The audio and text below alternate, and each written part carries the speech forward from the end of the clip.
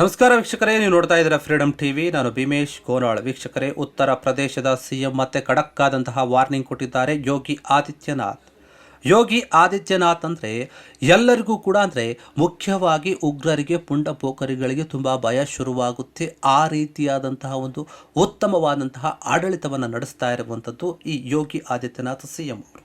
ಉತ್ತರ ಪ್ರದೇಶದ ಸಿಎಂ ಆಗಿ ದೊಡ್ಡ ದೊಡ್ಡ ನಿರ್ಧಾರಗಳನ್ನು, ಖಡಕ್ಕಾದಂತಹ ನಿರ್ಧಾರಗಳನ್ನು ತೆಗೆದುಕೊಳ್ಳುವಂಥಲ್ಲಿ ಇವರು ದೇಶವ್ಯಾಪ್ತಿಯಾಗಿ ಹೆಸರುವಾಸಿಯಾಗಿದ್ದಾರೆ. ಇವರೀಗ ಮತ್ತೊಂದು ಹೇಳಿಕೆಯನ್ನು ಕೊಟ್ಟಿದ್ದಾರೆ. ಈ ಒಂದು ಹೇಳಿಕೆ ಯಾರು ತಪ್ಪು ಮಾಡ್ತಾರೋ ಪುಂಡ ಪೋಖರಿಗಳಿಗೆ ಭಯ ಹುಟ್ಟಿಸ್ತಾ ಇದೆ ಅಂತಹ ಹೇಳಿಕೆ ಕೊಟ್ಟುಬಿಟ್ಟಿದ್ದಾರೆ. ಅದೇನು ಅಂತಂದರೆ, ಹೆಣ್ಣು ಮಕ್ಕಳ ತಂಟೆಗೆ ಬಂದರೆ ಅಥವಾ ನೀವು ಹೆಣ್ಣು ಮಕ್ಕಳನ್ನು ಕೆಣಕಿದ್ರೆ ನಿಮಗಾಗಿ ಯಮರಾಜ ಕಾಯ್ತಾ ಇರ್ತಾನೆ, ಹುಷಾರ್ ಎನ್ನುವಂತಹ ರೀತಿಯಲ್ಲಿ ಎಚ್ಚರಿಕೆಯನ್ನು ಕೊಟ್ಟಿದ್ದಾರೆ ಯೋಗಿ ಆದಿತ್ಯನಾಥ್. ಅದು ಯಾವ ಎಚ್ಚರಿಕೆ ಅಂದರೆ ಎನ್ಕೌಂಟರ್ ಎಚ್ಚರಿಕೆ. ಹೌದು ವೀಕ್ಷಕರೇ, ನಿಜಕ್ಕೂ ಕೂಡ ಯೋಗಿ ಆದಿತ್ಯನಾಥ್ ಈ ರೀತಿಯಾದಂತಹ ಒಂದು ಖಡಕ್ ನಿರ್ಧಾರಗಳಿಂದಾನೇ ದೇಶವ್ಯಾಪ್ತಿಯಾಗಿ ಹೆಸರುವಾಸಿಯಾಗಿದ್ದಾರೆ. ಯಾರೇ ತಪ್ಪು ಮಾಡಿದ್ರೂ ಸರಿ, ಅದು ಹೆಣ್ಣು ಮಕ್ಕಳ ವಿಚಾರದಲ್ಲಿ ಮತ್ತು ದೇಶಕ್ಕೆ ಧಕ್ಕೆ ತರುವಂತಹ ವಿಚಾರದಲ್ಲಿ, ಉಗ್ರರ ವಿಚಾರದಲ್ಲಿಯೂ ಕೂಡ ದೊಡ್ಡ ಮಟ್ಟದ ನಿರ್ಧಾರಗಳನ್ನು ಟಕ್ ಅಂತ ತೆಗೆದುಕೊಳ್ಳುತ್ತಾರೆ ಯೋಗಿ ಆದಿತ್ಯನಾಥ್. ಇಂದು ಮುಂದೆ ಕೂಡ ಆಲೋಚನೆ ಮಾಡಲ್ಲ, ಅಂಥವರನ್ನು ಎನ್ಕೌಂಟರ್ ಮಾಡಿ ಬಿಸಾಕಿ ಅಂತ ಈಗ ಹೇಳುತ್ತಾ ಇದ್ದಾರೆ. ಲಕ್ನೋದಲ್ಲಿ ಈ ರೀತಿಯಾದಂಥ ಮಾತನ್ನು ಹೇಳಿದ್ದಾರೆ. ನೋಡಿ, ಹೆಣ್ಣು ಮಕ್ಕಳ ತಂಟೆಗೆ ಬಂದರೆ ನಮ್ಮ ಸರ್ಕಾರ ಸಹಿಸೋದಿಲ್ಲ, ಸುಮ್ಮನೆ ಇರೋದಿಲ್ಲ. ಮಗಳ ಸುರಕ್ಷತೆಯೊಂದಿಗೆ ಆಟವಾಡಿದರೆ, ಅಂದರೆ ಎಲ್ಲರನ್ನೂ ಕೂಡ ಅವರು ತನ್ನ ಮಕ್ಕಳಂತೆ ಭಾವಿಸ್ತಾರೆ. ಹೆಣ್ಣು ಮಗಳ ಒಂದು ಸುರಕ್ಷತೆಯ ಜೊತೆ ನೀವು ಆಟ ಮಾಡಿದರೆ ಹುಷಾರಾಗಿರಿ, ನಿಮಗೋಸ್ಕರ ಯಮರಾಜ ಕಾಯ್ತಾ ಇರ್ತಾನೆ ಅಂತ ನೀವು ಭಾವಿಸ್ಬಿಡಿ, ನಿಮ್ಮ ತಲೆಯಲ್ಲಿ ಇಟ್ಕೊಳ್ಳಿ ಅಂತ ಹೇಳಿ ಉತ್ತರ ಪ್ರದೇಶದ ಸಿಎಂ ಯೋಗಿ ಆದಿತ್ಯನಾಥ್ ಈ ರೀತಿಯಾದಂತಹ ಒಂದು ಎಚ್ಚರಿಕೆಯನ್ನು ಕೊಟ್ಟಿರುವಂಥದ್ದು. ಯೋಗಿ ಆದಿತ್ಯನಾಥ್ ಅವರು ಒಂದು ಖಾಸಗಿ ವಾಹಿನಿ ಒಂದು ಕಾರ್ಯಕ್ರಮದಲ್ಲಿ ಮಾತನಾಡ್ತಾ ಹೇಳ್ತಾರೆ. ನೋಡಿ, ಉತ್ತರ ಪ್ರದೇಶದ ಕಾನೂನು ಸುವ್ಯವಸ್ಥೆಯ ಕುರಿತು ಮಾತನಾಡ್ತಾರೆ ಯೋಗಿ ಅವರು. ಉತ್ತರ ಪ್ರದೇಶದಲ್ಲಿ ಅಪರಾಧ ಮತ್ತು ಅಪರಾಧಿಗಳಿಗೆ ಯಾವುದೇ ಕಾರಣಕ್ಕೂ ಕೂಡ ಜಾಗವಿಲ್ಲ, ಜಾಗ ಕೊಡೋ ರೀತಿ ನಾನು ನಡೆದುಕೊಳ್ಳೋದು ಇಲ್ಲ. ಹೆಣ್ಣು ಮಕ್ಕಳ ಸುರಕ್ಷತೆಯನ್ನು ಹಾಳು ಮಾಡುವವರನ್ನು ನಾವು ಯಾರನ್ನೂ ಕೂಡ ಸುಮ್ಮನೆ ಬಿಡೋದಿಲ್ಲ, ಎಲ್ಲರನ್ನೂ ಕೂಡ ನಾವು ನಿರ್ಮೂಲನೆ ಮಾಡ್ತೀವಿ ಎನ್ನುವಂತಹ ಶಪಥವನ್ನು ಮಾಡಿಬಿಟ್ಟಿದ್ದಾರೆ. ಎನ್ಕೌಂಟರ್ಗಳು ಮತ್ತು ಬುಲ್ಡೋಸರ್ಗಳ ಕ್ರಮಗಳ ಬಗ್ಗೆ ಬಹಿರಂಗವಾಗಿ ಮಾತನಾಡ್ತಾ ಇದ್ದಾರೆ ಯೋಗಿ ಆದಿತ್ಯನಾಥ್. ಅಕ್ರಮವಾಗಿದ್ದಂತಹ ಬಿಲ್ಡಿಂಗ್ಗಳನ್ನು ಬುಲ್ಡೋಸರ್ ಮೂಲಕ ನೆಲಸಮ ಮಾಡಿದರು. ಅಕ್ರಮ ಚಟುವಟಿಕೆಗಳಲ್ಲಿ ಭಾಗಿಯಾಗಿದ್ದವರನ್ನು ಎನ್ಕೌಂಟರ್ ಮೂಲಕ ಧ್ವಂಸ ಮಾಡಿದರು. ಈ ರೀತಿಯಾಗಿ ಖ್ಯಾತಿಯನ್ನು ಗಳಿಸಿದಂತಹ ಈ ಸಿಎಂ ಈಗ ಮತ್ತೆ ಮಾತನಾಡ್ತಾ ಇದ್ದಾರೆ, ಎಚ್ಚರಿಕೆಯನ್ನು ಕೊಡ್ತಾ ಇದ್ದಾರೆ. ವ್ಯವಸ್ಥೆಗಳ ಮೇಲೆ ಹೊರೆಯಾಗಿರುವವರ ಹೊರೆಯಿಂದ ಭೂಮಿ ತಾಯಿಯನ್ನು ನಾವು ಮುಕ್ತಿಗೊಳಿಸ್ತೀವಿ. ಯಾರ್ಯಾರು ಈ ಭೂಮಿಗೆ ವಜಾ ಆಗಿದ್ದಾರೋ, ಆ ವ್ಯವಸ್ಥೆಗಳಿಂದ, ಒಂದು ಕ್ರೈಮ್ಗಳಿಂದ ಅವರನ್ನು ನಾವು ಹೋಗಲಾಡಿಸಿ ಭೂಮಿ ತಾಯಿಗೆ ಒಂದು ಸ್ವಲ್ಪ ಭಾರವನ್ನು ಕಡಿಮೆ ಮಾಡ್ತೀವಿ. ಈ ಸ್ವತಂತ್ರವು ಈ ಭೂಮಿಯ ಹೊರೆಯಿಂದ ಮಾತ್ರವಲ್ಲ, ಅವರ ಸ್ವಂತ ಹೊರೆಯಿಂದಲೂ ಕೂಡಿದೆ ಅಂತ ಹೇಳಲಾಗ್ತಾ ಇದೆ. ಆದ್ದರಿಂದ ಅವರು ಹೊರೆಯಿಂದ ಮುಕ್ತರಾಗಬೇಕು. ನಮ್ಮ ದೇಶದಲ್ಲಿ ಇಂತಹ ಜನರು ಇರೋದು ಬೇಡ, ಅವರನ್ನು ನಾವು ಮುಕ್ತಿ ಮಾಡ್ತೀವಿ ಅಂತ ಹೇಳ್ತಾ ಇದ್ದಾರೆ ಯೋಗಿ ಆದಿತ್ಯನಾಥ್. ಉತ್ತರ ಪ್ರದೇಶದಲ್ಲಿರುವಂತಹ ಒಂದು ಪೊಲೀಸ್ಗಳಿಗೆ ಎನ್ಕೌಂಟರ್ಗಳ ಕುರಿತು ಮಾತನಾಡಿ ಹೇಳ್ತಾರೆ ಯೋಗಿ ಆದಿತ್ಯನವರು. ನಾವು ಶೂನ್ಯ ಸಹಿಷ್ಣುತೆಯ ಒಂದು ಭರವಸೆ ನೀಡಿದ್ದೇವೆ. ನೀವು ನಿಮ್ಮ ಮಗಳ ಸುರಕ್ಷತೆಯನ್ನು ರಾಜಿ ಮಾಡಿಕೊಂಡ್ರೆ ಸರಿ ಇರೋದಿಲ್ಲ, ಯಮರಾಜ ನಿಮಗಾಗಿ ಕಾಯ್ತಾ ಇರ್ತಾನೆ ಅಂತ ಹೇಳ್ತಾ ಇದ್ದಾರೆ. ಜನರು ಈಗ ನ್ಯಾಯವನ್ನು ಬಯಸ್ತಾ ಇದ್ದಾರೆ. ನೋಡಿ, ದೇಶದ ಪ್ರತಿಯೊಬ್ಬ ವ್ಯಕ್ತಿಯೂ ಕೂಡ ಸಕಾಲಿಕ ನ್ಯಾಯವನ್ನು ಬಯಸ್ತಾರೆ ಮತ್ತು ಲಭ್ಯವಿರುವಂತಹ ಯಾವುದೇ ವಿಧಾನದ ಮೂಲಗಳನ್ನು ಅದನ್ನು ಪಡಿಬೇಕು ಅಂತ ಹೇಳಿ ಅವರು ಬಯಸ್ತಾರೆ ಅಂತ ಯೋಗಿ ಹೇಳಿರುವಂಥದ್ದು. ಆ ಅಪರಾಧಿಗಳು ಮತ್ತು ಪಾಪಿಗಳ ಅಥವಾ ಮಾಫಿಯಾಗಳ ಒಂದು ದಿಟ್ಟತನವನ್ನು ಹೇಗಾದರೂ ಸರಿ ನಿಗ್ರಹಿಸಲೇಬೇಕು ಅಂತ ಹೇಳಿ ಈ ಮಾಫಿಯಾಗಳನ್ನು ನಿಲ್ಲಿಸಬೇಕು ಅಂತ ಯೋಗಿ ತಮ್ಮ ಸರ್ಕಾರಕ್ಕೆ ಅಧಿಕಾರಿಗಳಿಗೆ ತಾಕೀತು ಕೊಟ್ಟಿದ್ದಾರೆ. ನಮ್ಮ ಸರ್ಕಾರ ಅಧಿಕಾರಕ್ಕೆ ಬರುವ ಮೊದಲು ಪ್ರತಿ ಜಿಲ್ಲೆಯಲ್ಲೂ ಕೂಡ ಒಂದು ಮಾಫಿಯಾ ಇತ್ತು, ಆದರೆ ಈಗ ಏನಾಗಿದೆ, ಅದು ಕಡಿಮೆ ಆಗ್ತಾ ಇದೆ. ಇದು ಉತ್ತರ ಪ್ರದೇಶದ ದುರದೃಷ್ಟಕರ ಸಂಗತಿ. ಅವರು ಅವ್ಯವಸ್ಥೆ ಮತ್ತು ಕಾನೂನು ಮತ್ತು ನ್ಯಾಯಾಂಗವನ್ನು ನಿರ್ಲಕ್ಷಿಸಿ ಸರ್ಕಾರಕ್ಕೆ ಸಮಾನಾಂತರವಾಗಿ ಕಾರ್ಯವನ್ನು ವಹಿಸ್ತಾ ಇದ್ದರು. ಆ ರೀತಿಯಾಗಿ ನಡೆದುಕೊಳ್ತಾ ಇದ್ವು ಕೆಲವೊಂದು ಮಾಫಿಯಾಗಳು. ವ್ಯವಸ್ಥೆಯ ಯಾವುದೇ ಒಂದು ಸಂಸ್ಥೆಯ ಮೇಲೆ ಅವರಿಗೆ ನಂಬಿಕೆ ಇರಲಿಲ್ಲ, ಹೀಗಾಗಿ ಅವರು ಆ ರೀತಿಯಾಗಿ ನಡೆದುಕೊಳ್ತಾ ಇದ್ರು. ಅವರಿಗೆ ಕಾನೂನಿನಲ್ಲಿ ನಂಬಿಕೆ ಕೂಡ ಇರಲಿಲ್ಲದಿದ್ದರೆ ಏನು ಮಾಡೋಕ್ಕಾಗತ್ತೆ? ಕಾನೂನು ಅವರನ್ನು ಏಕೆ ನಂಬಬೇಕು? ಅವರಿಗೆ ಕಾನೂನಿನ ಮೇಲೆ ನಂಬಿಕೆ ಇಲ್ಲ ಅಂದರೆ ಕಾನೂನು ಯಾಕೆ ಅಂಥವ್ರನ್ನ ನಂಬಬೇಕು? ಆದ್ದರಿಂದ ನಾವು ಅದನ್ನು ಅವರದ್ದೇ ಭಾಷೆಯಲ್ಲಿ ಅವರಿಗೆ ವಿವರಿಸಲು ಕೆಲಸ ಮಾಡ್ತಾ ಇದ್ದೇವೆ. ಅಂದರೆ ಅವರು ಹೆಂಗೆ ಅಪರಾಧ ಮಾಡಿ ಕೃತ್ಯಗಳನ್ನು ಮಾಡಿ ಇದು ಮಾಡ್ತಾರೋ ಅವರದ್ದೇ ದಾರಿಯಲ್ಲಿ ಹೋಗಿ ಅವರನ್ನು ನಿರ್ಮೂಲನೆ ಮಾಡ್ತಾ ಇದ್ದೀವಿ ಅಂತ ಯೋಗಿ ಹೇಳ್ತಾ ಇರುವಂಥದ್ದು. ಅವರದ್ದೇ ಭಾಷೆಯಲ್ಲಿ ಕೆಲಸ ಮಾಡ್ತಿದ್ದೀವಿ ಅಂತ. ಈಗ UP ಮಾಫಿಯಾಗಳಿಂದ ಮುಕ್ತ ಆಗಿಬಿಟ್ಟಿದೆ, ಯಾವುದೇ ಮಾಫಿಯಾಗಳಿಲ್ಲ. ಈಗ ಉತ್ತರ ಪ್ರದೇಶ ಯಾವುದೇ ಜಿಲ್ಲೆಯಲ್ಲೂ ಕೂಡ ನೀವು ಹೋಗಿ ನೋಡಿ, ಮಾಫಿಯಾ ಶಬ್ದ ಕೂಡ ಕೇಳಿಸೋದಿಲ್ಲ, ಸ್ತಬ್ಧವಾಗಿಬಿಟ್ಟಿದ್ದೇವೆ. ಎಲ್ಲ ಮಾಫಿಯಾಗಳು ಕ್ಲೋಸ್ ಆಗಿಬಿಟ್ಟಿವೆ. ಆ ರೀತಿಯಾಗಿ ನಾವು ನಡೆದುಕೊಂಡಿದ್ದೀವಿ, ನಮ್ಮ ಸರ್ಕಾರ ನಡೆದುಕೊಂಡಿದೆ ಅಂತ ಯೋಗಿ ಹೇಳ್ತಾ ಇದ್ದಾರೆ. 8 ವರ್ಷಗಳ ಹಿಂದೆ ಉತ್ತರ ಪ್ರದೇಶದಲ್ಲಿ ಹೂಡಿಕೆ ಮಾಡುವುದು ಅರ್ಥಹೀನವಾಗಿತ್ತು. ಆದರೆ ಏಕೆಂದರೆ ಒಬ್ಬ ವ್ಯಕ್ತಿಯ ಒಂದು ಸ್ವತಃ ಸುರಕ್ಷಿತವಾಗಿರುತ್ತಿದ್ದರೆ ಒಬ್ಬ ವ್ಯಕ್ತಿ ಕೂಡ ಇಲ್ಲಿ ಸುರಕ್ಷಿತ ಆಗಿರಲಿಲ್ಲ. ಅವನ ಹೂಡಿಕೆ ಹೇಗೆ ಸುರಕ್ಷಿತ ಆಗಿರುತ್ತೆ ಅನ್ನೋದು ಆ ಪ್ರಶ್ನೆ ಇತ್ತು. ಅಂದರೆ ಮನುಷ್ಯನೇ ಇಲ್ಲಿ ಸೇಫ್ ಆಗಿರೋಕೆ ಆಗ್ತಾ ಇರಲಿಲ್ಲ, ಇನ್ನು ಯಾವುದೋ ಒಂದು ಕಂಪನಿಗಳ ಮುಂದೆ ಹೂಡಿಕೆ ಮಾಡಿದ್ರೆ ಅದು ಹೆಂಗೆ ಸೇಫ್ ಆಗಿರುತ್ತೆ ಅನ್ನುವಂತಹ ಪ್ರಶ್ನೆ ದೊಡ್ಡ ಮಟ್ಟದಲ್ಲಿತ್ತು.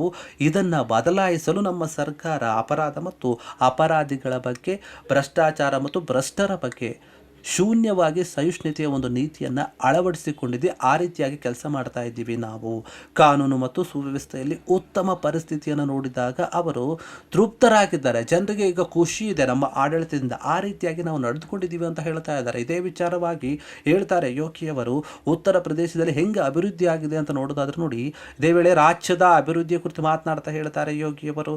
ಉತ್ತರ ಪ್ರದೇಶವು 2029-30 ವೇಳೆಗೆ $1 ಟ್ರಿಲಿಯನ್ ಆರ್ಥಿಕತೆ ಆಗಬೇಕು. ಈ ಅಭಿವೃದ್ಧಿಯನ್ನು ಪ್ರಾರಂಭಿಸಲು ಅಗತ್ಯವಿರುವಂತಹ ಒಂದು ವಿಷಯಗಳೆಂದರೆ ರಾಜ್ಯದಲ್ಲಿ ಕಾನೂನು ಮತ್ತು ಸುವ್ಯವಸ್ಥೆ ಒಂದು ಪುನರುಸ್ಥಾಪನೆ ಆಗಬೇಕು ಅಂತ ಹೇಳಿಕೆ ಕೊಟ್ಟಿದ್ದಾರೆ. ಉತ್ತರ ಪ್ರದೇಶದಲ್ಲಿ ಕಾನೂನು ಮತ್ತು ಸುವ್ಯವಸ್ಥೆ ದೇಶದ ಇತರೆ ರಾಜ್ಯಗಳಿಗೆ ಮಾದರಿ ಆಗ್ತಾ ಇದೆ. ಎನ್ಕೌಂಟರ್ ಮತ್ತು ಬುಲ್ಡೋಜರ್ಗಳ ಕ್ರಮಗಳು ದೇಶದ ಇತರೆ ರಾಜ್ಯಗಳಿಗೂ ಕೂಡ ಮಾದರಿ ಆಗ್ತಾ ಇದೆ. ನಾವು ಆ ರೀತಿಯಾಗಿ ನಡೆದುಕೊಳ್ತಾ ಇದ್ವಿ.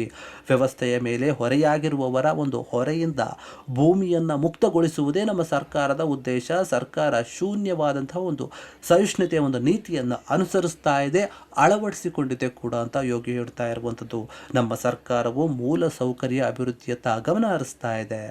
ಇದು ಮೆಟ್ರೋಗಳು ಇರಬಹುದು, ಎಕ್ಸ್ಪ್ರೆಸ್ ವೇಗಳು ಇರಬಹುದು, ಮತ್ತು ವಿಮಾನ ನಿಲ್ದಾಣಗಳಿಂದ ಸಾಕ್ಷಿ ಆಗ್ತಾ ಇದೆ. ನಾವು ಆ ರೀತಿಯಾಗಿ ನಡೆದುಕೊಳ್ತಾ ಇದ್ವಿ. ನಾವು ಈಗ ಮುಂದಿನ ಒಂದು 2 ತಿಂಗಳುಗಳಲ್ಲಿ ದೇಶದ ಅತಿ ದೊಡ್ಡ ವಿಮಾನ ನಿಲ್ದಾಣ ನೋಯ್ಡಾ ಅಂತಾರಾಷ್ಟ್ರೀಯ ವಿಮಾನ ನಿಲ್ದಾಣವನ್ನು ಉದ್ಘಾಟಿಸ್ತೀವಿ ಅಂತ ಕೂಡ ಕರೆ ಕೊಟ್ಟಿದ್ದಾರೆ. ಮತ್ತೊಂದು ಗಮನ ಕ್ಷೇತ್ರವೆಂದರೆ ಏನು ಅಂತಂದರೆ ನೋಡಿ, ನಾಗರೀಕರಣ ಮತ್ತು ಇದಕ್ಕಾಗಿ ಹಲವಾರು ವಸತಿ ಸುಧಾರಣೆಗಳನ್ನು ಕೂಡ ನಾವು ತಂದಿದ್ದೀವಿ. ನಾವು ಬಿಲ್ಡರ್ಗಳು ಮತ್ತು ಖರೀದಿದಾರರ ಸಮಸ್ಯೆಗಳನ್ನು ಪರಿಹರಿಸಿದ್ದೇವೆ. ನಾವು ಅಧಿಕಾರಕ್ಕೆ ಬಂದಾಗ ನೋಯ್ಡಾ ಮತ್ತು ಗ್ರೇಟರ್ ನೋಯ್ಡಾದಲ್ಲಿ ಮಾತ್ರ 3.5 ಲಕ್ಷ ಖರೀದಿದಾರರಿದ್ದರು. ಅವರ ಹಣ ಬಿಲ್ಡರ್ಗಳಲ್ಲಿ ಸಿಲುಕಿತ್ತು.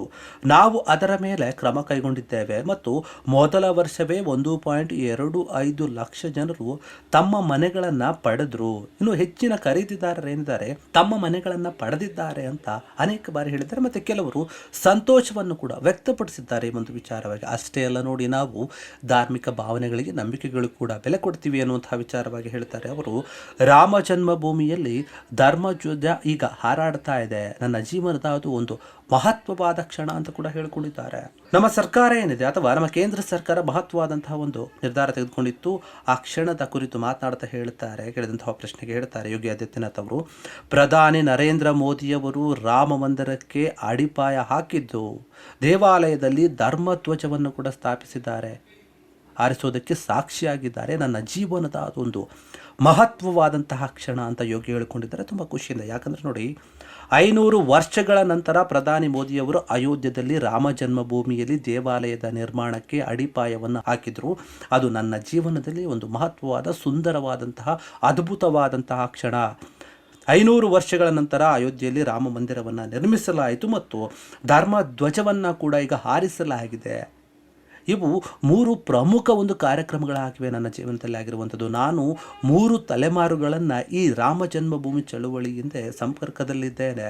ಮುಖ್ಯಮಂತ್ರಿಯಾಗಿ ಈ ಸೇವೆಯನ್ನು ಭಗವಂತ ನನ್ನ ಪಾಲಿಗೆ ಕೊಟ್ಟಿದ್ದಾನೆ, ಅರ್ಪಿಸಿದ್ದಾನೆ. ಅದು ನನಗೆ ಅದೃಷ್ಟ ಸಿಕ್ಕಂತೆ ಕಾಣ್ತಾ ಇದೆ. ನನ್ನ ಪರಂಪರೆ, ನನ್ನ ದೇಶ ಮತ್ತು ನನ್ನ ಧರ್ಮದ ಕಡೆಗೆ ನನ್ನ ಕರ್ತವ್ಯವನ್ನು ಮಾಡುವುದಕ್ಕೆ ಅವಕಾಶ ಸಿಕ್ಕಿದೆ ನನಗೆ ಅಂತ ಹೇಳಿ ಯೋಗಿ ಖುಷಿ ಪಡ್ತಾ ಇದ್ದಾರೆ ಈ ಒಂದು ವಿಚಾರವಾಗಿ. ಇದೇ ಸಂದರ್ಭದಲ್ಲಿ ಅವರು ಹೇಳ್ತಾರೆ, ಕಾಶಿ, ಮಥುರಾ, ವಾರಣಾಸಿ, ಜ್ಞಾನವ್ಯಾಪಿ ಮಸೀದಿ ವಿವಾದ ಮತ್ತು ಕೃಷ್ಣ ಜನ್ಮಭೂಮಿ ವಿವಾದ ಕುರಿತು ಮಾತನಾಡಿದಂತಹ ಯೋಗಿ ಆದಿತ್ಯನಾಥ್, ನಾವು ಎಲ್ಲೆಡೆ ಹೋಗುತ್ತೇವೆ, ನಾವು ಎಲ್ಲೆಡೆ ಇದ್ದೇವೆ, ಪ್ರತಿಯೊಂದು ಸಮಾಜವು ನಮ್ಮ ಪರಂಪರೆಯ ಬಗ್ಗೆ ಹೆಮ್ಮೆಯನ್ನು ಪಡಬೇಕು ಮತ್ತು ಈ ಪ್ರಶ್ನೆಗಳು ಆ ದಿಕ್ಕಿನಲ್ಲಿವೆ ಅಂತ ಹೇಳ್ತಾ ಇದ್ದಾರೆ. ಸುಪ್ರೀಂ ಕೋರ್ಟ್ ಕೂಡ ರಾಮ ಮಂದಿರದ ಒಂದು ಕುರಿತು ಏನು ಹೇಳಿತ್ತು, ನೀಡಿದಂತಹ ಒಂದು ಆದೇಶಕ್ಕಾಗಿ ನಾವು ಕೃತಜ್ಞರಾಗಿದ್ದೇವೆ ಮತ್ತು ಇಂದು ಅಥವಾ ಅಂತ ಹೇಳ್ತಾ ಇದ್ದಾರೆ ಅವರು. ಇವತ್ತು ನಾವು ಒಂದು ಮಹತ್ವವಾದಂತಹ ಒಂದು ನಿರ್ಧಾರವನ್ನು ತೆಗೆದುಕೊಳ್ಳುತ್ತಾ ಇದ್ದೀವಿ, ಅದೇನೆಂದರೆ ನಮ್ಮ ಒಂದು ಸನಾತನ ಧರ್ಮದ ರಕ್ಷಣೆ ಅಂತ ಯೋಗಿ ಆದಿತ್ಯನಾಥ್ ಹೇಳ್ತಾ ಇದ್ದಾರೆ. ಅದರ ಜೊತೆಗೆ ನಮ್ಮ ಪರಂಪರೆಯನ್ನು ನಾವು ಪುನರ್ ಸ್ಥಾಪಿಸಲು ದಾರಿ ಮಾಡಿಕೊಟ್ಟಿದ್ದೇವೆ ಅಂತ ಹೇಳ್ತಾ ಇದ್ದಾರೆ. ದೇಶದ ಅಭಿವೃದ್ಧಿಯೇ ನಮಗೆ ಮುಖ್ಯ.